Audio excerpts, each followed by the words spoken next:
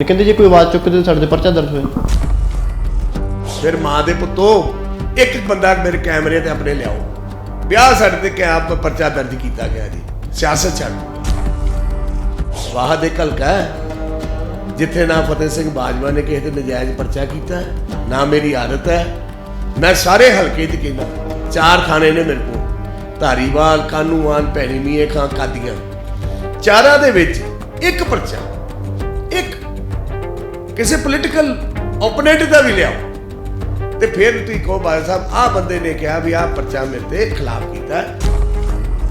वाकई रैली कामयाब नहीं होने दी गई जां इहदे उत्ते बरसात का भी असर सीगा जां 7000 कहते कुर्सी लगाई सी ते 700 बंदे पहुंचा रैली च तुसीं कहंदे जी बारिश हो गई तो जिहड़ी वो 3000 बस पंजाब दे विचों अलग अलग कोनियां तो चलदी आ रही सी ते वो रैली च पहुंचदी ते कितने बंदे हुंदे। तो मैं हरीके तो जीरे वालू जा रहा सी क्योंकि मैं इत्थों पिंडों गया कादियां तो तरन तारण तो साडा रूट सी हरीके तो मैं अगे पहुंचे तो उत्थे पुलिस ने सड़क ब्लॉक की सी अगे पिछे जो कर रहे सी तो पुलिस दियां बसां कर रहे सी कोई ट्रालियां नहीं सी लगियां किसानां दियां। मैं उन्होंने पूछा भी ये की माजरा भी पुलिस क्यों रोकी बैठी है सड़कां जी सानू किसानां दा जी अल्टीमेटम आया। ये चीज़ मैनू नज़र आ गई सी भी ये सिर्फ बीजेपी की कॉनवाइज नू रोकण लई उन्होंने उत्थे सड़कां रोकियां। सिंह सिद्धू उन्होंने एक वीडियो जारी किया कि वीडियो सोशल मीडिया पर ट्रेंड भी बहुत कर रहा है वो कहते खतरा कि ना तुसीं कहा खतरा जो PM की गड्डी सीगी उत्थे तां गड्डी दे कोल तां सारे BJP वाले खड़े सीगे जिथे नरेंद्र मोदी जी नू खड़ा किया गया वो अलग पुल है ये जो राह जो जा रहे हैं उत्थे उन्होंने विखाए गए ने भी वो सपोर्टर्स जिदा कोई किसी पार्टी जो उन्होंने अपने प्राइम मिनिस्टर को नारे लाए ये पुल अगे है जिथे उन्होंने रोकया गया। जिस तरीके ना आम आदमी पार्टी ने कहा सी भी अं जित के तो हुण पंजाब का हूंजा फेरना वो जिहड़ा ढोल उन्होंने वजाया सी अज उन्होंने समझ आ गया भी उस ढोल का राह रुक गया। इहो ही असीं मैसेज हुण पंजाब के लोगों को देना चाहते हैं भी पंजाब दे विच भाजपा बड़े वड्डे पद्धर ते जित के ते पंजाब दी राजनीति विच अपनी सरकार बनाए। सत श्री अकाल हमदर्द TV देख रहे दर्शकों का स्वागत है। कहते हैं कि सियासत का मैदान एक अजिहा मैदान है जिथे कई बार खिडारी एक दूजे तो अगे लंघण दे लई अपनिਆਂ ਨੂੰ भी ठिब्बी देने की कोशिश कर जाते हैं। कई बार ये सियासी दीवार आपसी रिश्तों के भी खड़ी हो जाती है। गल असी बाजवा भरावां की कर रहे हैं। विधान सभा हल्का कादियां दे विच मौजूद हाँ। प्रताप सिंह बाजवा कांग्रेस के सीनियर लीडर ने तो दूसरे पासे कांग्रेस तो विधायक फतेह जंग सिंह बाजवा ने BJP का पल्ला फड़िया है। तो परिवारक रिश्तों के भी किते ना किते सियासी दीवार खड़ी हुई है। साडे नाल फतेह जंग सिंह बाजवा जी मौजूदा विधायक ने मौजूद ने। बाजवा साहब बहुत बहुत स्वागत है जी। थैंक यू जी बहुत बहुत धन्यवाद। ਤੁਹਾਡੇ सियासत के उत्ते गल मैं करूँगा पर एक रिएक्शन ਤੁਹਾਡਾ चंडीगढ़ ਦੇ ਵਿੱਚ ਮੇਅਰ इलैक्शनस ਹੋਈਆਂ BJP ਦਾ ਮੇਅਰ ਬਣਿਆ ਉੱਤੇ रिएक्शन लेना चाहना। मैं मुबारकबाद देना चाहना BJP पार्टी नू क्योंकि जिस दिन ਤੁਹਾਡੇ दास ने पार्टी ज्वाइन की सी दिल्ली तो पहली ड्यूटी मेरी लगी सी भी चंडीगढ़ का मेयर बनाना तो अज चंडीगढ़ का मेयर बनाता है। मैं बधाई देना चाहना बबला जी मेरे छोटे भरा दविंदर सिंह बबला असी वो BJP च लैके आए नाल होर साथी सी कांग्रेस के वो भी BJP दे विच नाल ज्वाइन करनगे हुण थोड़े दिनों तक। तो मैं ये देखा भी BJP बेसिकली एक वो पार्टी है जिहड़ी हर ग्राउंड लैवल तक जाके काम करती है और मैं ये चीज़ जिहड़ा अज सारी BJP लीडरशिप नू खास करके चंडीगढ़ दे साडे संजय टंडन जी जिहड़े प्रभारी ने उन्होंने बबला जी नू BJP की सारी टीम नू और गजेंद्र सिंह जी शेखावत जिहड़े पंजाब के प्रभारी ने उन्होंने बधाई देना चाहना। साहब उत्थे अजे तक भी हंगामा हो रहा। आम आदमी पार्टी कह रही है कि BJP धक्का कर गई है साडे नाल। देखो जदों कोई भी पार्टी हारदी है या रह जाती है तो फिर उन्होंने इहो ही होंदा भी धक्का हो गया जी। वोटां दी राजनीति है जिन्नियां वोटां वध पईयां वो जित गए। इहदे विच ते हुण आप आदमी पार्टी देखो आम आदमी पार्टी उदों ही ठल्ली गई सी जदों उन्हां दियां 14 सीटां जित के आईयां। कहते ने वक्त तो पहले कोई भी खुशी मना रहे, वो खुशी सिरे नहीं चढ़ती। जिस तरीके नाल आम आदमी पार्टी ने कहा सी भी असीं जित के तो हुण पंजाब दा हूंजा फेरना है, वो जिहड़ा ढोल उन्होंने वजाया सी अज उन्होंने समझ आ गया भी उस ढोल का राह रुक गया। और बीजेपी ने जदों अपना मेयर बनाया, इहो ही असीं मैसेज हुण पंजाब दे लोकां नूं देना चाहते हैं भी पंजाब दे विच भाजपा बड़े वड्डे पद्धर ते जित के ते पंजाब दी राजनीति विच अपनी सरकार बनाएगी। ਤੁਸੀਂ ਵੀ ਉਸ ਦਿਨ ਫਿਰੋਜ਼ਪੁਰ ਦੀ ਸਟੇਜ ਦੇ ਉੱਤੇ ਮੌਜੂਦ ਸੀਗੇ, ਅਸੀਂ ਲਗਾਤਾਰ ਉੱਥੇ ਕਵਰੇਜ ਵੀ ਕਰ ਰਹੇ ਸੀਗੇ, ਤਸਵੀਰਾਂ ਵੀ ਦੇਖੀਆਂ। ਕੀ ਲੱਗਦਾ ਹੈ ਇਹ ਰੈਲੀ ਹੋਣ ਨਹੀਂ ਦਿੱਤੀ ਗਈ, ਵਾਕਈ ਰੈਲੀ ਕਾਮਯਾਬ ਨਹੀਂ ਹੋਣ ਦਿੱਤੀ ਗਈ, ਜਾਂ ਇਹਦੇ ਉੱਤੇ ਬਰਸਾਤ ਦਾ ਵੀ ਅਸਰ ਸੀਗਾ, ਜਾਂ 7000 ਕਹਿੰਦੇ ਕੁਰਸੀ ਲਗਾਈ ਸੀਗੀ ਤੇ 700 ਬੰਦਾ ਹੀ ਪਹੁੰਚਿਆ? ਦੇਖੋ, ਇਹ ਤੇ ਮੈਂ ਸਮਝਦਾ ਇਸ ਤੋਂ ਮੰਦਭਾਗੀ ਗੱਲ ਪੰਜਾਬ 'ਚ ਹੋ ਨਹੀਂ ਸੀ ਸਕਦੀ ਜੋ ਕਾਂਗਰਸ ਦੀ ਸਰਕਾਰ ਨੇ ਕਰਾਈ। ਇਹਦੇ ਵਿੱਚ ਕੋਈ ਰਾਜਨੀਤੀ ਨਹੀਂ ਹੈ। ਤੁਸੀਂ ਸੋਚ ਸਕਦੇ ਹੋ ਬਈ ਹਿੰਦੁਸਤਾਨ ਦੇ ਪ੍ਰਧਾਨ ਮੰਤਰੀ ਆਏ ਹੁਣ ਭਾਜਪਾ ਦੇ ਹੋਣ ਜਾਂ ਕਿਸੇ ਪਾਰਟੀ ਨਾਲ ਵੀ ਹੋਣ, ਪਰ ਉਹ ਪ੍ਰਧਾਨ ਮੰਤਰੀ ਦੇ ਸਾਰੇ ਹਿੰਦੁਸਤਾਨ ਦੇ ਨੇ।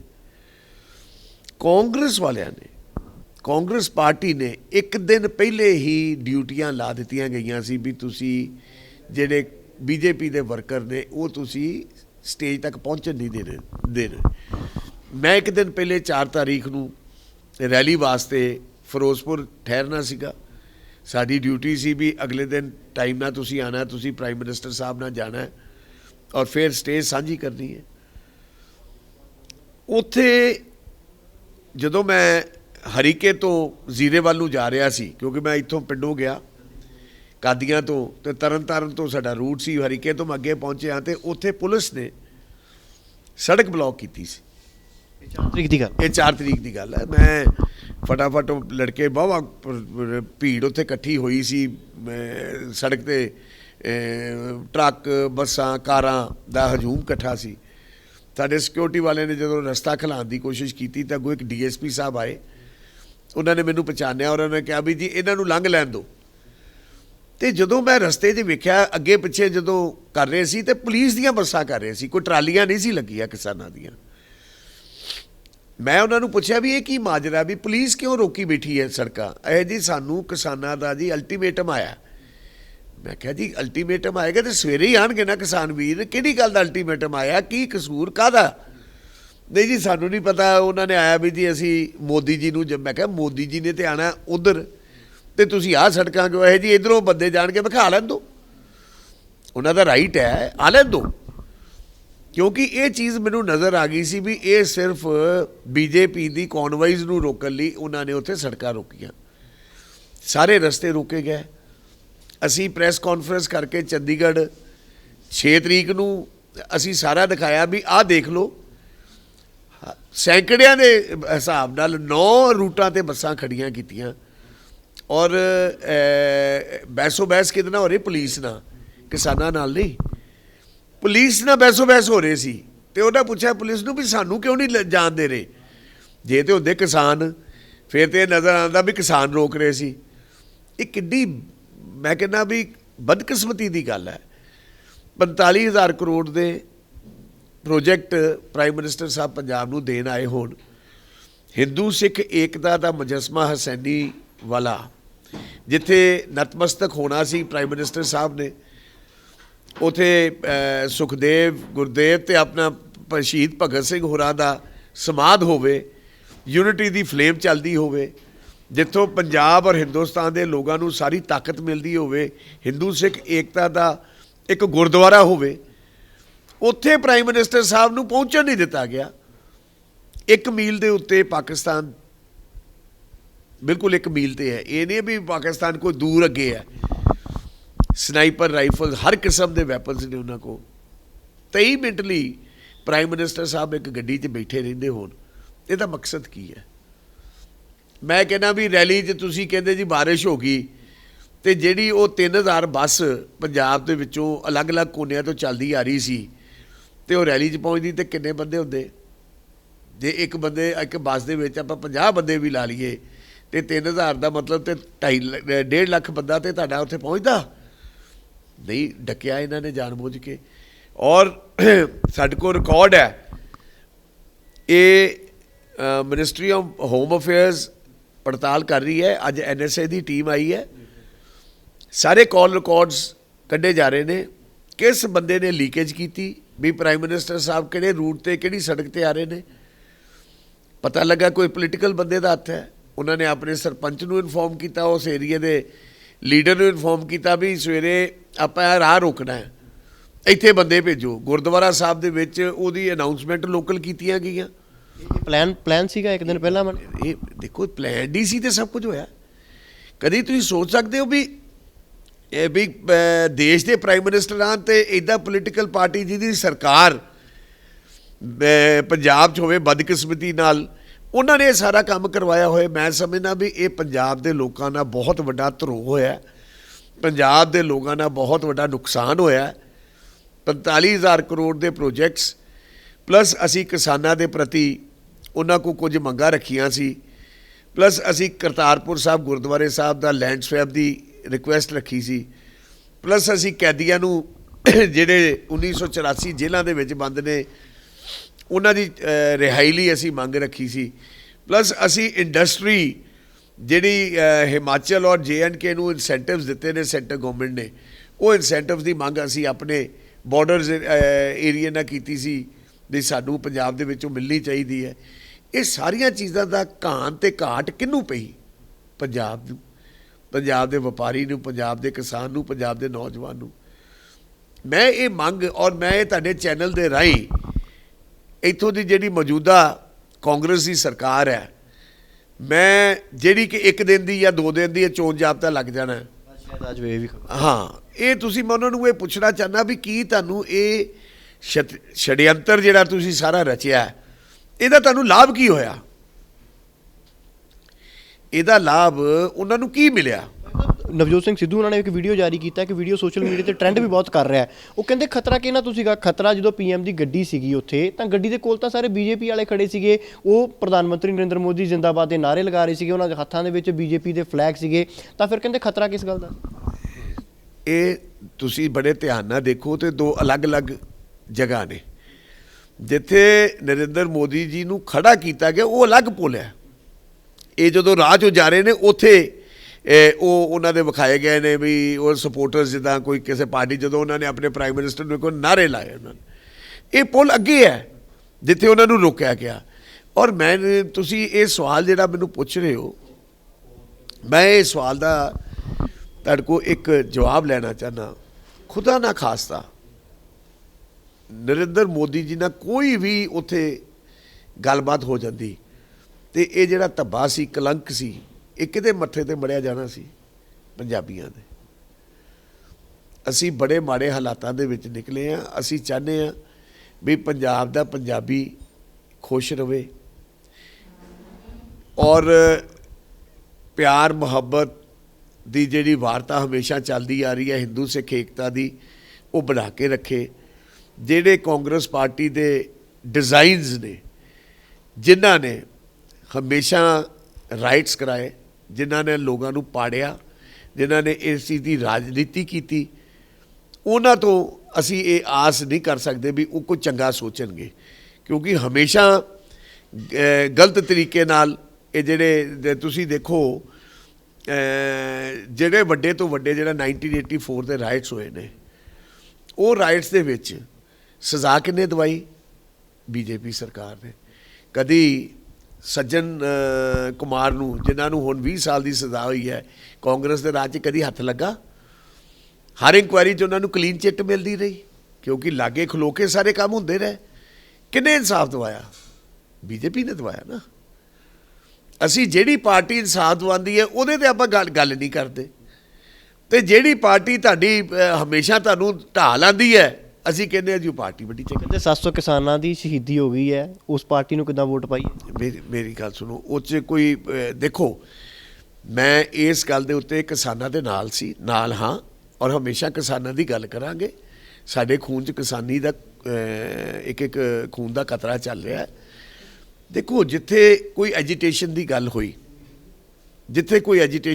ਹੋਈ, ਕੋਈ ਕਿਸਾਨ ਘਰ ਜਾਂਦਾ, ਕਿਸੇ ਨੂੰ ਕੋਈ ਗੱਲ ਹੋ ਗਈ, ਉਹ ਸਾਰਿਆਂ ਨੂੰ ਇਹ ਗੱਲ ਕੀਤੀ ਗਈ ਵੀ ਜੀ ਸ਼ਹੀਦ ਹੋ ਗਏ। ਇਸ ਮੰਨ ਲਈ ਗੱਲ, ਸਾਰਿਆਂ ਨੂੰ ਪਹਿਲੇ ਪ੍ਰਧਾਨ ਮੰਤਰੀ ਜੀ ਨੇ ਜਿਸ ਵਕਤ ਇਹ ਕਾਨੂੰਨ ਵਾਪਸ ਲੈ ਕੀ ਕੀਤਾ, ਸਾਰਿਆਂ ਨੂੰ ਪਹਿਲੇ ਮਾਫੀ ਮੰਗੀ ਨਾ ਦੇਸ਼ ਦੇ ਲੋਕਾਂ ਕੋਲ। 700 ਤੋਂ ਵੱਧ ਘਰਾਂ ਦੇ ਚਿਰਾਗ ਬੁਝ ਗਏ। ਇੱਕ ਸੈਕਿੰਡ, ਜੇ ਹਜ਼ਾਰਾਂ ਬੰਦੇ ਰਾਈਟਸ ਵਿੱਚ ਮਰ ਕੇ ਤੁਸੀਂ ਉਹਨਾਂ ਨੂੰ ਮਾਫ ਕਰ ਸਕਦੇ ਹੋ, ਤੇ ਇਹਦੇ ਵਿੱਚ ਤੇ ਪ੍ਰਾਈਮ ਮਿਨਿਸਟਰ ਦਾ ਕਸੂਰ ਹੀ ਕੋਈ ਨਹੀਂ ਸੀ।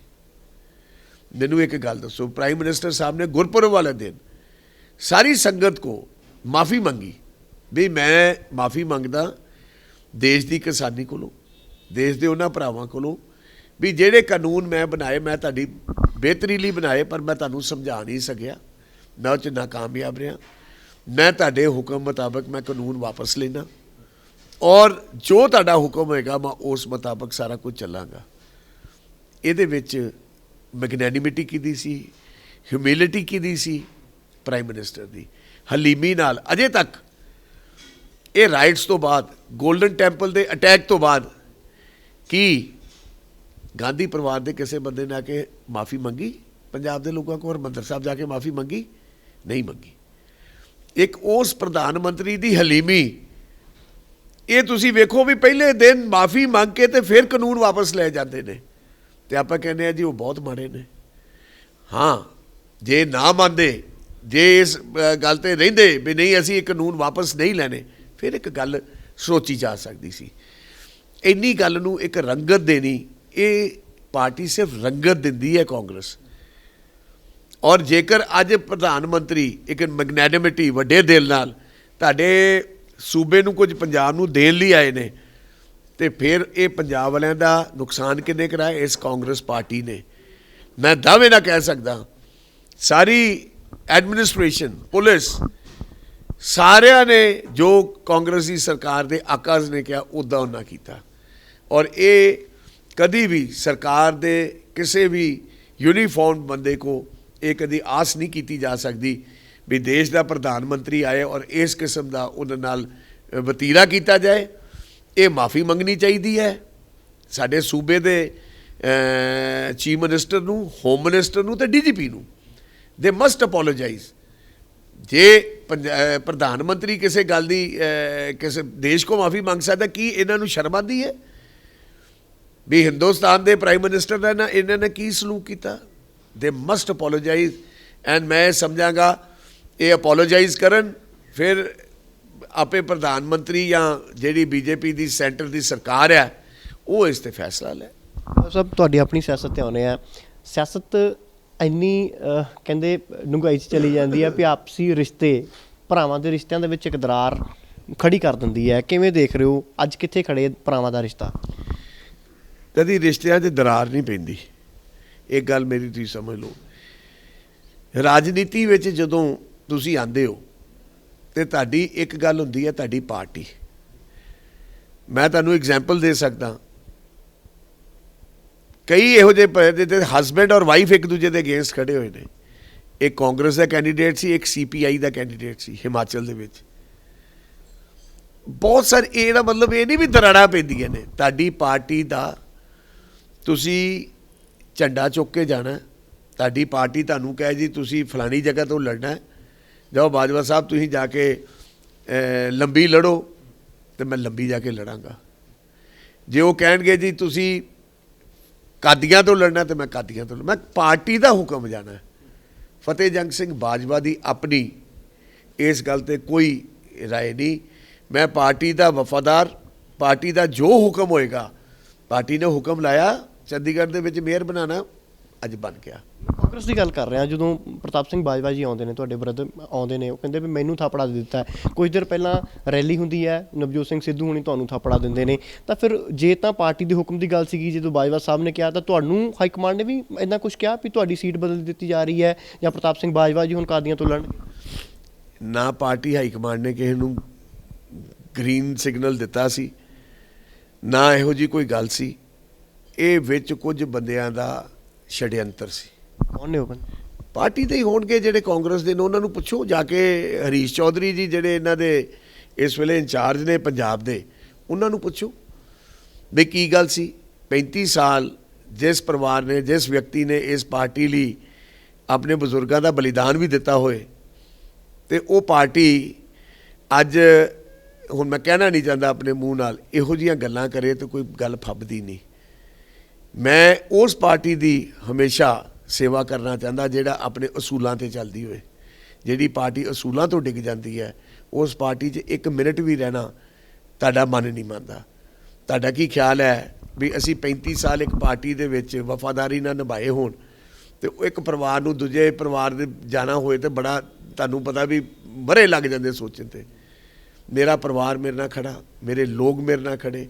ਉਹਨਾਂ ਨੇ ਇੱਕੋ ਗੱਲ ਕਹੀ, ਬਾਜਵਾ ਸਾਹਿਬ ਜੇ ਇਸ ਪਾਰਟੀ ਨੇ ਤੁਹਾਡੀ ਕਦਰ ਹੀ ਨਹੀਂ ਪਾਈ ਤੇ ਉਸ ਪਾਰਟੀ ਲਈ ਆਪਾਂ ਇੱਕ ਮਿੰਟ ਵੀ ਸਾਡਾ ਕੰਮ ਕਰਨਾ ਕੋਈ ਗੱਲ ਨਹੀਂ ਬਣਦੀ।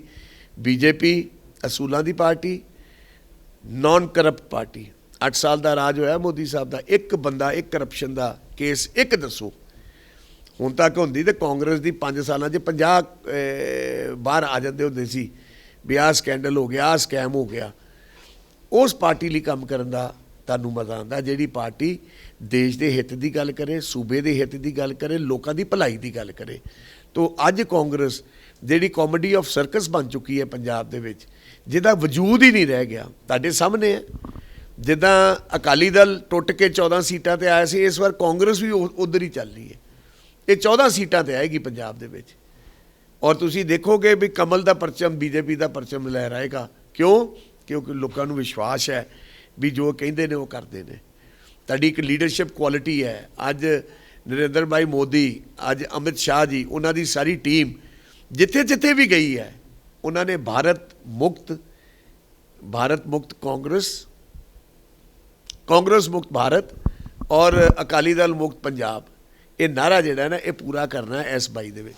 ਜਦੋਂ ਪ੍ਰਤਾਪ ਸਿੰਘ ਬਾਜਵਾ ਹੋਣੀ ਆ ਕੇ ਕਹਿੰਦੇ ਨੇ ਵੀ ਮੈਨੂੰ ਗ੍ਰੀਨ ਸਿਗਨਲ ਹੋ ਗਿਆ, ਤੁਹਾਡੇ ਨਾਲ ਆਪਸੀ ਪਰਿਵਾਰਕ ਤੌਰ ਦੇ ਉੱਤੇ ਗੱਲਬਾਤ ਹੁੰਦੀ ਹੈ ਕੋਈ?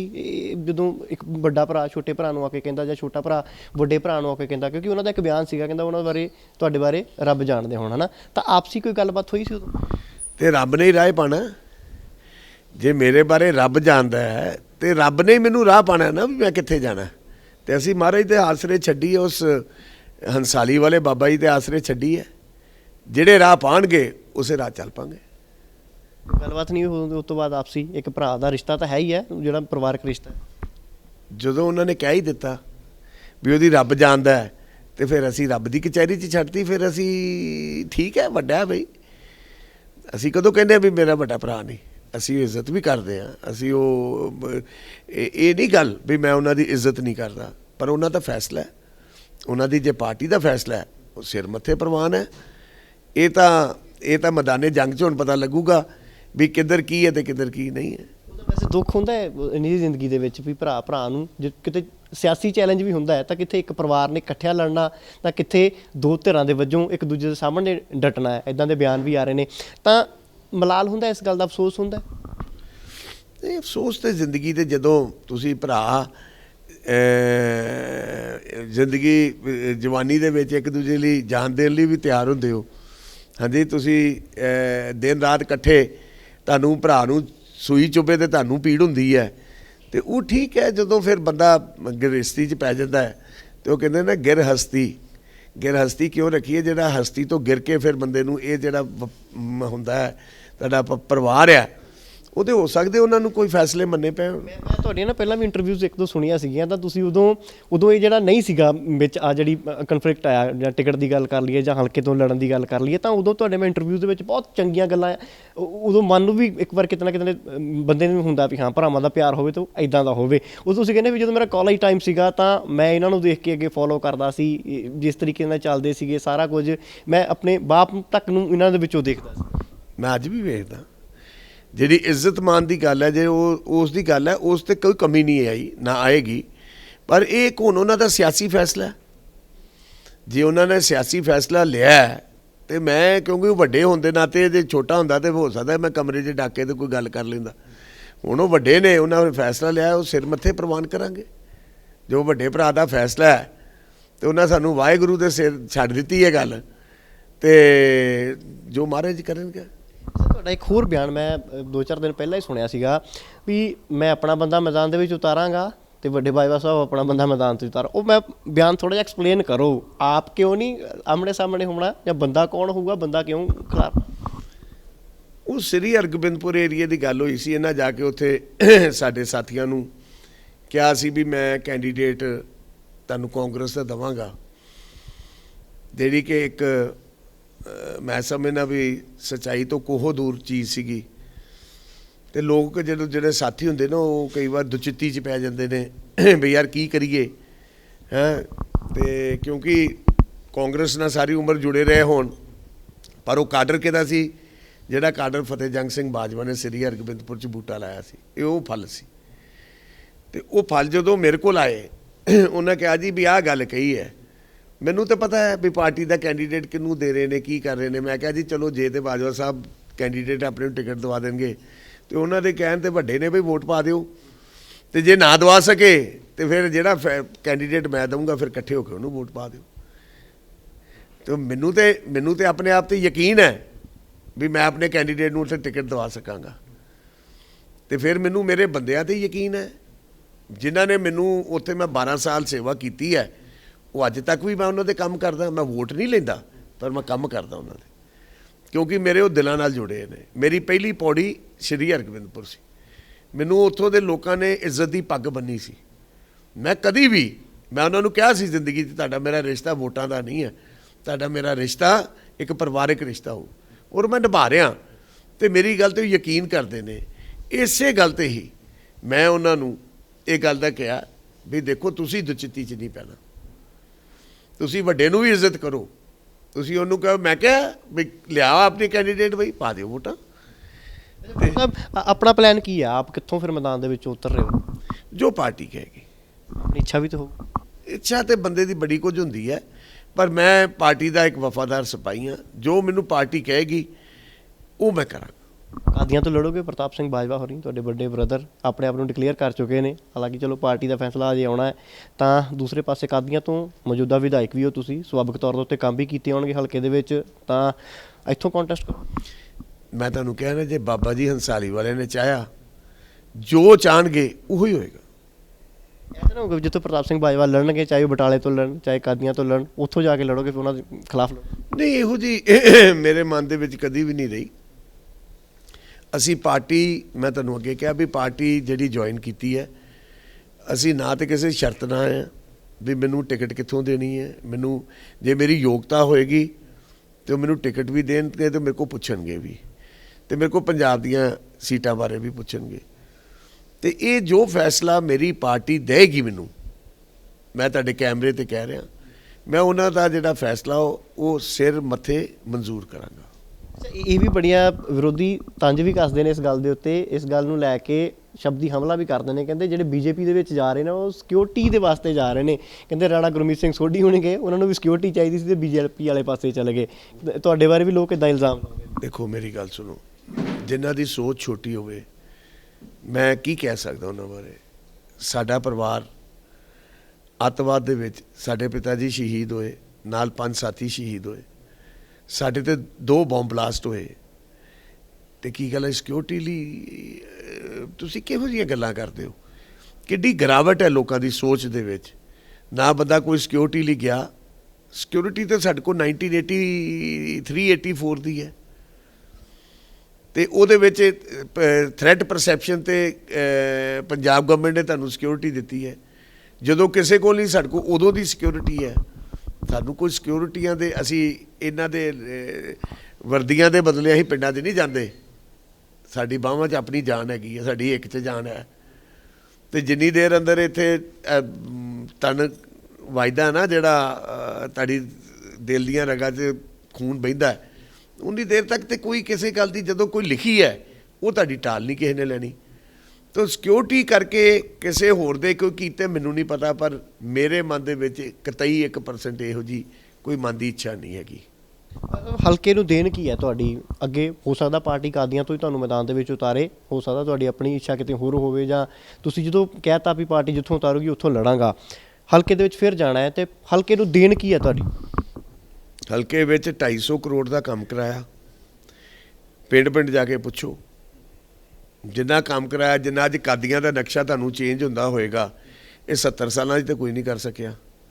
ਤੁਹਾਡੇ ਦਾਸ ਨੇ ਆ ਕੇ ਨਕਸ਼ਾ ਚੇਂਜ ਕਰਨ ਦੀ ਕੋਸ਼ਿਸ਼ ਕੀਤੀ ਹੈ, ਕੀਤਾ ਹੈ। ਔਰ ਕਰੋਨਾ ਦੇ ਵਿੱਚ ਸਾਡੀ ਫਾਊਂਡੇਸ਼ਨ ਜਿਹੜੀ ਹੈਗੀ ਹੈ, ਸਤਬਚਨ ਫਾਊਂਡੇਸ਼ਨ, ਮੈਂ ਆਪਣੇ ਪਿਤਾ ਜੀ ਅਤੇ ਮਾਤਾ ਜੀ ਦੇ ਨਾਂ 'ਤੇ ਬਣਾਈ ਹੈ। ਉਸ ਫਾਊਂਡੇਸ਼ਨ ਦੇ ਵਿੱਚ ਅਸੀਂ ਲੱਖਾਂ ਰੁਪਏ ਅਸੀਂ ਆਪਣੀ ਫਾਊਂਡੇਸ਼ਨ ਵੱਲੋਂ ਕੋਵਿਡ ਦੇ ਵਿੱਚ ਦਿੰਦੇ ਰਹੇ।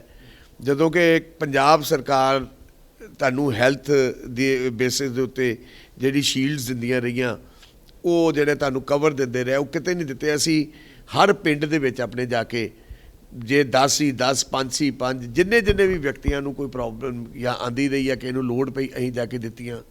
5 ਐਂਬੂਲੈਂਸਿਸ ਦਿੱਤੀਆਂ, ਰਾਸ਼ਨ ਦਿੱਤੇ, ਕੈਂਪਸ ਲਵਾਏ। ਈਵਨ ਦਿੱਲੀ ਵਿੱਚ ਜਾ ਕੇ ਜਦੋਂ ਕਿਸਾਨ ਵੀਰ ਗਏ ਸੀ, ਉੱਥੇ ਇੱਕ ਹਫ਼ਤਾ ਸਾਡੀ ਫਾਊਂਡੇਸ਼ਨ ਨੇ ਫ੍ਰੀ ਦਵਾਈਆਂ ਵੰਡੀਆਂ, ਡਾਕਟਰਸ ਭੇਜੇ। ਸੋ ਜਿੱਥੇ ਜਿੱਥੇ ਮੈਂ ਤਾਂ ਇੱਕ ਗੱਲ ਸਮਝਣਾ, ਸਰਕਾਰ ਦੇ ਪੈਸੇ ਨਾਲ ਤੁਸੀਂ ਕੰਮ ਕਰਦੇ ਹੋ, ਉਹ ਤੁਹਾਡੀ ਕੋਈ ਕੰਟਰੀਬਿਊਸ਼ਨ ਨਹੀਂ। ਜੋ ਤੁਸੀਂ ਆਪਣੇ ਵੱਲੋਂ ਕੰਟਰੀਬਿਊਟ ਕਰਦੇ ਹੋ, ਆਪਣੇ ਪਰਿਵਾਰ ਵੱਲੋਂ, ਆਪਣੀ ਸੰਗਤ ਵੱਲੋਂ ਕੰਟਰੀਬਿਊਟ ਕਰਦੇ, ਉਹ ਕੰਟਰੀਬਿਊਸ਼ਨ ਹੈ ਤੁਹਾਡੀ ਆਪਣੇ ਇਲਾਕੇ ਵਿੱਚ। ਸ੍ਰੀ ਹਰਗੋਬਿੰਦਪੁਰ ਚੱਲੋ, ਕਾਦੀਆਂ ਚੱਲ ਜਾਓ। ਜੋ ਤੁਹਾਡੇ ਦਾਸ ਨੇ ਕਿਹਾ, ਜੇ ਕਿਸੇ ਪਿੰਡ 'ਚੋਂ ਇਹ ਆਵਾਜ਼ ਨਾ ਆਏ ਵੀ ਇੱਥੇ ਸਭ ਕੁਝ ਫਤਿਹ ਜੰਗ ਸਿੰਘ ਬਾਜਵਾ ਨੇ ਕੀਤਾ, ਤੇ ਤੁਹਾਡਾ ਜ਼ਰੂਰ ਹੈ। ਪਿੰਡਾਂ ਦੇ ਲੋਕਾਂ 'ਚ ਕਹਿੰਦੇ ਬਾਜਵਾ ਸਾਹਿਬ ਮਿਲਦੇ ਬਹੁਤ ਘੱਟ। ਔਰ ਮੇਰਾ, ਅਸੀਂ ਤਾਂ ਰਹਿ ਹੀ ਇੱਥੇ ਹਾਂ, ਅਸੀਂ ਤਾਂ ਰਹਿ ਹੀ ਇੱਥੇ ਹਾਂ। ਰੋਜ਼ ਦੇ ਤੁਸੀਂ ਮੇਰੀ ਫੇਸਬੁੱਕ 'ਤੇ ਸਾਰਾ ਕੁਝ ਦੇਖ ਲਓ, ਅਸੀਂ ਤਾਂ ਰਹਿ ਹੀ ਲੋਕਾਂ ਦੇ ਵਿੱਚ ਹਾਂ। ਕੋਈ ਕਹਿ ਹੀ ਨਹੀਂ ਸਕਦਾ। ਇੱਕ ਬੰਦਾ ਫੇਸ 'ਤੇ, ਇੱਕ TV 'ਤੇ ਘਵਾਓ ਆਪਣੇ ਇਹਦੇ ਚੈਨਲ 'ਤੇ, ਜੇ ਅਸੀਂ ਕਦੀ ਮਿਲੇ ਹੀ ਨਹੀਂ। ਜੇ ਮੈਂ ਮਿਲਿਆ ਨਹੀਂ ਤੇ ਮੈਂ ਇਹ ਕੰਮ ਕਿੱਦਾਂ ਕਰਾ ਲਏ? ਜੇ ਮੈਂ ਮਿਲਿਆ ਨਹੀਂ ਤੇ ਮੈਂ ਥਾਂ ਥਾਂ ਲੋਕਾਂ ਦੇ ਦਿਲਾਂ 'ਚ ਕਿੱਦਾਂ ਵੜਿਆ? ਯੂਥ ਕਿੱਦਾਂ? ਮੇਰਾ ਬੇਟਾ ਤੇ ਇੱਥੇ ਪਿਛਲੇ 1.5 ਸਾਲ ਤੋਂ ਇੱਕ ਦਿਨ ਵੀ ਬਾਹਰ ਨਹੀਂ ਗਿਆ। ਇਹ ਗੱਲਾਂ ਜਿਹੜੀਆਂ ਨੇ ਦੁਸ਼ਮਣ ਕਰਨ ਤਾਂ ਮੰਨਣ ਚ ਆਉਂਦੀ ਹੈ ਗੱਲ, ਤੇ ਜੇ ਫਿਰ ਹੈ ਤੇ ਫਿਰ ਉਹਨਾਂ ਨੂੰ ਸਾਡਾ ਡਰ ਵੀ ਕਾਹਦਾ ਲੱਗਦਾ? ਮੈਂ ਰੈਲੀ ਕਰਾਈ ਸੀ, ਹੁਣ ਡਰਦੇ ਬਹੁਤ ਨੇ, ਇਹ ਵੀ ਲੋਕ ਕਹਿੰਦੇ ਨੇ। ਇੱਕ ਮਿੰਟ, ਮੈਂ ਰੈਲੀ ਕਰਾਈ ਸੀਗੀ, ਮੈਂ ਰੈਲੀ ਦੇ ਵਿੱਚ 50,000 ਦਾ ਇਕੱਠ ਸੀ। ਮੈਂ ਦਾਅਵੇ ਨਾਲ ਕਹਿ ਦਿੰਦਾ, ਸਾਰੇ ਪੰਜਾਬ 'ਚ ਕੋਈ ਵਿਧਾਇਕ 50,000 ਦਾ ਇਕੱਠ ਕਰਦੇ, ਮੈਂ ਸਿਆਸਤ ਛੱਡ ਦੂੰਗਾ। ਮੈਂ ਕਿਰਾਏ ਤੇ ਨਹੀਂ ਸੀ ਲੈ ਕੇ ਆਇਆ ਬੰਦੇ, ਦਿਲ ਪਿਆਰ ਕਰਦੇ ਤਾਂ ਹੀ ਆਏ ਨਾ। ਇਹ ਗੱਲਾਂ ਸੁਣਨੀਆਂ ਤੁਹਾਨੂੰ ਇਲਜ਼ਾਮ ਇਹ ਵੀ ਲੱਗਦੇ ਨੇ, ਕਹਿੰਦੇ ਕਾਦੀਆਂ ਦੇ ਵਿੱਚ ਸ਼ਰੇਆਮ ਨਸ਼ਾ ਵੇਚਦਾ, ਬਾਜਵਾ ਸਾਹਿਬ ਰੋਕਿਆ ਨਹੀਂ। ਅੱਛਾ, ਨਹੀਂ, ਜਿਹੜਾ ਵੇਚਦਾ ਰਿਹਾ ਉਹਨੂੰ ਫੜ ਲਿਆ ਜੇ ਤੁਸੀਂ? ਕਿੱਥੇ ਵਿਕਦਾ? ਇੱਕ ਬੰਦਾ ਫੜਾਓ। ਦੇਖੋ, ਇਲਜ਼ਾਮ ਮੈਂ ਤੁਹਾਡੇ ਤੇ ਲਾ ਦਿੰਦਾ, ਮੈਂ ਕਹਿੰਦਾ ਇੱਕ ਬੰਦਾ ਫੜ ਕੇ ਲਿਆਓ। ਇੱਕ ਬੰਦਾ, ਇੱਕ ਅਸੀਂ ਤੇ ਫੜ ਕੇ ਨਸ਼ੇ ਦੇ ਖਿਲਾਫ ਕੈਂਪਸ ਲਾਏ। ਅਸੀਂ ਇੱਕ ਪਿੰਡ ਹੈ ਇੱਥੇ ਮੌਜਪੁਰ, ਸਾਰੇ ਪਿੰਡ ਨੂੰ ਖਾਲੀ ਕਰਵਾਇਆ। ਜਾ ਕੇ ਪਤਾ ਕਰੋ, ਜਿੰਨੇ ਬੰਦੇ ਨੇ, ਜਿੰਨੇ ਪਰਚੇ ਸਾਡੇ ਕਾਦੀਆਂ ਦੇ ਵਿੱਚ ਅਸੀਂ ਨਸ਼ੇ ਵਾਲਿਆਂ ਦੇ ਕੀਤੇ ਨੇ, ਕਿਸੇ ਦੇ ਵੀ ਨਹੀਂ। ਘਰਾਂ 'ਚ ਰੇਡ ਕੀਤੇ ਹੈ, ਹਰ ਗੱਲ। ਇਹ ਗੱਲਾਂ ਕਰਦੀਆਂ ਹੁੰਦੀਆਂ ਨੇ, ਵਿਕਦਾ ਜੀ ਫਲਾਣੀ ਚੀਜ਼, ਫੜ ਕੇ ਤੇ ਲਿਆਓ। ਉਹ ਇੱਕ ਬੰਦਾ ਤੇ ਕੈਮਰੇ ਤੇ ਕਹਿ, ਮੈਂ ਮੰਨਣ ਨੂੰ ਫਿਰ ਮੈਂ ਮੰਨਾਂ ਤੁਹਾਡੀ ਗੱਲ ਵੀ ਯਾਰ ਆਹ ਗੱਲ ਤੁਸੀਂ ਕੈਮਰੇ ਤੇ ਕਹੀ ਹੈ, ਇਹਦਾ ਜਵਾਬ ਮੇਰੇ ਕੋਲ ਕੀ ਹੈ? ਮੈਂ ਸਰਵੇ ਕਰਕੇ ਗਿਆ ਸੀ ਤੁਹਾਡੇ ਹਲਕੇ ਦੇ ਲੋਕਾਂ ਦਾ। ਇਹ ਸਮੱਸਿਆਵਾਂ, ਸਵਾਲ ਲੋਕਾਂ ਦੇ ਨੇ, ਮੇਰੇ ਆਪਣੇ ਕੋਈ ਨਿੱਜੀ ਸਵਾਲ ਨਹੀਂ ਨੇ, ਤੁਹਾਡੇ ਹਲਕੇ ਦੇ ਲੋਕਾਂ ਦੇ ਹੀ ਨੇ। ਤਾਂ ਉੱਥੋਂ ਇਹ ਆਵਾਜ਼ਾਂ ਉੱਠਦੀਆਂ ਨੇ, ਕਹਿੰਦੇ ਜੇ ਕੋਈ ਆਵਾਜ਼ ਚੁੱਕਦੇ ਤਾਂ ਸਾਡੇ ਤੇ ਪਰਚਾ ਦਰਜ ਹੋ ਜਾਂਦਾ। ਇੱਕ ਪਰਚਾ, ਆਹ ਵੀ ਗੱਲ ਤੁਹਾਡੀ ਮੈਂ ਮੰਨੀ। ਇੱਕ ਪਰਚਾ ਫਤਿਹ ਸਿੰਘ ਬਾਜਵਾ ਵੱਲੋਂ ਕਿਸੇ ਤੇ ਨਜਾਇਜ਼ ਹੋਇਆ ਹੋਏ, ਮੈਨੂੰ ਸਵੇਰੇ ਲਿਆ ਦਿਓ, ਫਿਰ ਤੁਹਾਡੇ ਕੈਮਰੇ ਤੇ ਗੱਲ ਕਰਾਂਗੇ। ਇਹ ਨਹੀਂ ਗੱਲ ਕਰ। ਫਿਰ ਮਾਂ ਦੇ ਪੁੱਤੋ, ਇੱਕ ਬੰਦਾ ਮੇਰੇ ਕੈਮਰੇ ਤੇ ਆਪਣੇ ਲਿਆਓ, ਵਿਆਹ ਸਾਡੇ ਤੇ ਕਿਆ ਪਰਚਾ ਦਰਜ ਕੀਤਾ ਗਿਆ ਜੀ, ਸਿਆਸਤ ਛੱਡ ਦੂੰਗਾ। ਵਾਹ ਦੇ ਹਲਕਾ ਜਿੱਥੇ ਨਾ ਫਤਿਹ ਸਿੰਘ ਬਾਜਵਾ ਨੇ ਕਿਸੇ ਤੇ ਨਜਾਇਜ਼ ਪਰਚਾ ਕੀਤਾ, ਨਾ ਮੇਰੀ ਆਦਤ ਹੈ। ਮੈਂ ਸਾਰੇ ਹਲਕੇ 'ਚ ਕਹਿੰਦਾ, 4 ਥਾਣੇ ਨੇ ਮੇਰੇ ਕੋਲ, ਧਾਰੀਵਾਲ, ਕਾਨੂੰਵਾਨ, ਭੈਣੀ ਮੀਆਂ ਖਾਂ, ਕਾਦੀਆਂ, ਚਾਰਾਂ ਦੇ ਵਿੱਚ ਇੱਕ ਪਰਚਾ, ਇੱਕ ਕਿਸੇ ਪੋਲੀਟੀਕਲ ਓਪੋਨੈਂਟ ਦਾ ਵੀ ਲਿਆਓ, ਤੇ ਫਿਰ ਤੁਸੀਂ ਕਹੋ ਬਾਜਵਾ ਸਾਹਿਬ ਆਹ ਬੰਦੇ ਨੇ ਕਿਹਾ ਵੀ ਆਹ ਪਰਚਾ ਮੇਰੇ ਤੇ ਖਿਲਾਫ ਕੀਤਾ, ਫਿਰ ਤੁਹਾਡਾ ਮੈਂ ਜਵਾਬ ਦਊਂਗਾ। ਆਖਰੀ ਸਵਾਲ ਲਊਂਗਾ, ਇੱਕ ਹੋਰ ਸਮੱਸਿਆ ਤੁਹਾਡੀ ਨਾ, ਕਾਦੀਆਂ ਬਾਜ਼ਾਰ ਦੇ ਵਿੱਚ ਘੁੰਮਦੇ ਸੀ ਤਾਂ ਉੱਥੋਂ ਲੋਕਾਂ ਨੇ ਕੀ ਹੈ, ਕਹਿੰਦੇ ਇੱਕ ਪਬਲਿਕ ਟਾਇਲਟ ਸਾਨੂੰ ਜ਼ਰੂਰ ਚਾਹੀਦਾ ਸੀਗਾ, ਉਹ ਵੀ ਨਹੀਂ ਸਾਨੂੰ ਮਿਲਿਆ। ਇੱਕ ਸਾਫ਼ ਸਫਾਈ ਨੂੰ ਲੈ ਕੇ ਜੇ ਥੋੜ੍ਹਾ ਬੰਦੋਬਸਤ ਸਾਡੇ ਵੱਲ ਗੌਰ ਕੀਤੀ ਹੁੰਦੀ ਤਾਂ ਸ਼ਾਇਦ ਇਹ ਦਿੱਕਤ ਨਾ ਆਉਂਦੀ। ਤਾਂ ਇਹ ਤੁਹਾਡੇ ਦੁਕਾਨਦਾਰ ਭਰਾਵਾਂ ਦੀ ਸਮੱਸਿਆ ਜਿਹੜੀ ਤੁਹਾਡੇ ਕਾਦੀਆਂ ਬਾਜ਼ਾਰ ਹੈ ਜਿਹੜਾ, ਹੁਣੇ ਲੈ ਕੇ ਚੱਲਾਂ। ਐ ਕਰੋ ਵੀ ਹੁਣੇ ਗੱਡੀ ਕੱਢੋ ਬਾਹਰ, ਇਹਨਾਂ ਨੂੰ ਉਹ ਪਬਲਿਕ ਟਾਇਲਟ 'ਤੇ ਲੈ ਕੇ ਜਾਣਾ। ਆਓ ਤੁਹਾਨੂੰ ਮੈਂ ਪਬਲਿਕ ਟਾਇਲਟ 'ਤੇ ਲੈ ਕੇ ਚੱਲਾਂ, ਅਗਲੀ ਗੱਲ ਉੱਥੇ ਕਰਾਂਗੇ। ਚਲੋ ਜੇ ਉੱਥੇ ਹੈ, ਜੇ ਉੱਥੇ ਜੇ ਤਾਂ ਲੋਕਾਂ ਨੇ ਸਮੱਸਿਆ ਅਸੀਂ ਤੁਹਾਡੇ ਤੱਕ ਪਹੁੰਚਾਤੀ, ਜੇ ਉੱਥੇ ਹੈਗੀ ਆ ਤਾਂ ਫਿਰ ਤਾਂ ਵੈਲ ਐਂਡ ਗੁੱਡ ਹੈ। ਪਰ ਮੈਂ ਕਿਹਾ ਇੱਕ ਜਗ੍ਹਾ ਨਹੀਂ, 4 ਜਗ੍ਹਾ। ਮਨ ਬੱਸ ਸਟੈਂਡ ਦੇ ਵਿੱਚ, ਨੂਰ ਹਸਪੀਟਲ ਦੇ ਕੋਲ, ਇੱਕ ਨਹੀਂ 6 ਟਾਇਲਟਸ ਪਬਲਿਕ ਵਾਲਿਆਂ ਲਈ, ਕਿੱਥੇ ਨਹੀਂ ਹੈਗੇ? ਤੁਸੀਂ ਤੁਹਾਨੂੰ ਕਹੋ ਮੈਂ ਹੁਣੇ ਲੈਟਸ ਗੋ ਰਾਈਟ ਨਾਓ। ਇਹ ਗੱਲਾਂ ਜਿਹੜੀਆਂ ਤੁਸੀਂ ਗੱਲ ਕਰਦੇ ਹੋ ਨਾ, ਕਹਿਣ ਨੂੰ ਤੇ 3200 ਲੋਕ ਕਹਿਣ ਕੁਝ ਵੀ, ਪਰ ਉਹਦਾ ਤੁਸੀਂ ਫਿਰ ਫੈਕਟ ਫਾਈਂਡਿੰਗ ਤੇ ਕਰੋ। ਤੁਸੀਂ ਕਿਹਾ ਪਰਚੇ ਹੋਏ, ਥਾਣੇ ਜਾਓ, ਠੀਕ ਹੈ, ਕਿਸੇ ਅਕਾਲੀ ਦੇ ਘਰ ਬਹਿ ਜਾਓ, ਕਿਸੇ ਹੋਰ ਕਿਸੇ ਦੇ ਗੱਲ ਪੈ ਜਾਓ, ਉਹਨੂੰ ਕਹੋ ਵੀ ਕਿਹੜਾ ਪਰਚਾ ਕਿੱਥੇ ਕੀਤਾ ਬਈ, ਫਿਰ ਤੇ ਤੁਸੀਂ ਕਾਢ ਕੱਢ ਕੇ ਲਿਆਓ, ਫਿਰ ਤੇ ਮੈਂ ਮੰਨੂਗਾ ਬਈ ਯਾਰ ਤੁਸੀਂ ਤੇ ਬਹੁਤ ਡੂੰਘੀ ਮੱਖੀ ਕੀਤੀ ਹੈ ਸਾਰੀ। ਲੋਕਾਂ ਤੇ ਇਲਜ਼ਾਮ, ਲੋਕਾਂ ਦੀਆਂ ਗੱਲਾਂ, ਲੋਕਾਂ ਦੇ, ਮੈਂ ਤੁਹਾਨੂੰ ਜਿਹੜੀ ਇੱਕ ਗੱਲ ਕਹੀ ਹੈ, 2022 ਤੇ 2 ਮਹੀਨੇ ਰਹਿ ਗਏ ਇਲੈਕਸ਼ਨ ਦੇ, ਤੇ 2 ਮਹੀਨੇ ਤੁਹਾਨੂੰ ਸਾਰਾ ਕੁਝ ਸਾਹਮਣੇ ਨਜ਼ਰ ਆ ਜਾਣਾ। ਲੇਖਾ ਜੋਖਾ ਲੋਕਾਂ ਦਾ ਜੋ ਕੀਤਾ, ਜੋ ਬੀਜਿਆ ਉਹ ਵੱਢਣਾ। ਤੇ ਜੇ ਅਸੀਂ ਜਿਹੋ ਜਿਹਾ ਬੀਜਿਆ ਉਹ ਵੱਢਾਂਗੇ ਤੇ ਤੁਹਾਨੂੰ ਮਾਰਚ ਵਿੱਚ ਰਿਜ਼ਲਟ ਆਏ ਨਾ, ਫਿਰ ਆਪਾਂ ਗੱਲ ਕਰ ਲਾਂਗੇ। ਆਖਰੀ ਸਵਾਲ ਲਵਾਂਗਾ, ਬੀਜੇਪੀ ਦੀ ਫਾਈਟ ਕਿਹਦੇ ਨਾਲ ਹੋਊਗੀ, ਟੱਕਰ ਕਿਹਦੇ ਨਾਲ ਹੋਊਗੀ ਇਸ ਵਾਰ? ਤੁਸੀਂ ਸਵਾਲ ਤੇ ਆਖਰੀ ਕਹਿ ਕੇ ਤੇ 6ਵਾਂ ਆਖਰੀ ਹੋ ਗਿਆ। ਬੜੇ ਦਿਨਾਂ ਦੀ ਮੈਂ ਕੋਸ਼ਿਸ਼ ਕਰ ਰਿਹਾ ਸੀਗਾ ਬਾਜਵਾ ਸਾਹਿਬ ਤੋਂ ਟਾਈਮ ਦਾ, ਮੈਨੂੰ ਅੱਜ ਟਾਈਮ ਬੜਾ ਔਖਾ ਮਿਲਿਆ ਤੇ ਮੈਨੂੰ ਮੈਂ ਵੀ ਚਲੋ ਇਸ ਟਾਈਮ ਦਾ ਲਾਹਾ ਵੀ ਜ਼ਰੂਰ ਲਾਹਾ ਲਓ ਛੋਟੇ ਵੀਰ। ਬੀਜੇਪੀ ਦਾ ਅੱਜ ਮੈਂ ਸਮਝਦਾ ਬੀਜੇਪੀ ਇੱਕ ਆਪਣਾ ਜਿਹੜਾ ਪਲਾਨ ਹੈ ਅਸੀਂ ਤੁਹਾਨੂੰ ਨਹੀਂ ਦੱਸ ਸਕਦੇ, ਬਟ ਬੀਜੇਪੀ ਦਾ ਮੁਕਾਬਲਾ ਇੱਥੇ 4 ਕਾਰਨਰ ਕੰਟੈਸਟ ਹੋਣਾ। ਜੇ ਅਸੀਂ ਕਹੀਏ ਵੀ ਸਾਡਾ ਮੁਕਾਬਲਾ ਕਾਂਗਰਸ ਨਾਲ ਹੋਣਾ, ਨਹੀਂ, ਗਲਤ ਹੋਏਗਾ। ਸਾਡਾ ਮੁਕਾਬਲਾ ਕਾਂਗਰਸ ਨਾਲ ਵੀ ਹੋਏਗਾ, ਸਾਡਾ ਮੁਕਾਬਲਾ ਆਪ ਨਾਲ ਵੀ ਹੋਏਗਾ, ਸਾਡਾ ਮੁਕਾਬਲਾ ਅਕਾਲੀ ਦਲ ਨਾਲ ਵੀ ਹੋਏਗਾ, ਔਰ ਜਿਹੜਾ ਬੈਸਟ ਕੈਂਡੀਡੇਟ ਜਿੱਥੇ ਵੀ ਫੇਸ ਮਿਲੇਗਾ, ਪੰਜਾਬ ਦੇ ਲੋਕ ਸਿਆਣੇ ਨੇ, ਵੋਟ ਉਹਨੂੰ ਪਾਣਗੇ। ਜਿਹੜੀ ਕਿਸ਼ਤੀਆਂ ਡੁੱਬੀਆਂ ਨੇ ਉਹਨਾਂ ਨੂੰ ਕਿਸੇ ਨੇ ਅੱਗੇ ਵੇਖ ਲਿਆ, ਵੋਟਾਂ ਪਾ ਕੇ ਵੇਖ ਲਿਆ। ਪੰਜਾਬ ਫਾਈਨੈਂਸ਼ੀਅਲ ਮੈਸ ਦੇ ਵਿੱਚ ਡੁੱਬਦਾ ਜਾ ਰਿਹਾ, ਦੇਖ ਲਿਆ। ਬੰਦਾ ਆਸ ਕਿਹਦੇ ਕੋਲ ਰੱਖਦਾ? ਜਿਹੜਾ ਸੈਂਟਰ ਗਵਰਨਮੈਂਟ 'ਚ ਹੋਏ, ਜਿਹਦੀ ਆਸ ਹੋਏ ਗੁੱਡ ਲੀਡਰਸ਼ਿਪ, ਜਿਹਦੀ ਆਸ ਹੋਵੇ ਵੀ ਇਹ ਲੰਬੀ ਦੌੜ ਵਾਲੇ ਘੋੜੇ ਨੇ, ਇਹ ਸਾਨੂੰ ਸਾਡੇ ਸੂਬੇ ਨੂੰ ਬਚਾ ਸਕਦੇ ਆ।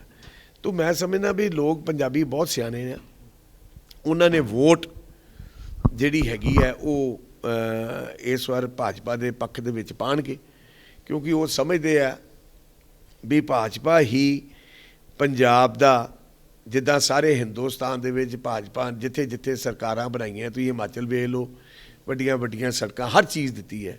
ਸਾਡੇ 'ਚੋਂ ਹੀ ਇੱਕ ਐਡਾ ਜਿਹਾ ਸੂਬਾ ਟੁੱਟ ਕੇ ਬਣਿਆ।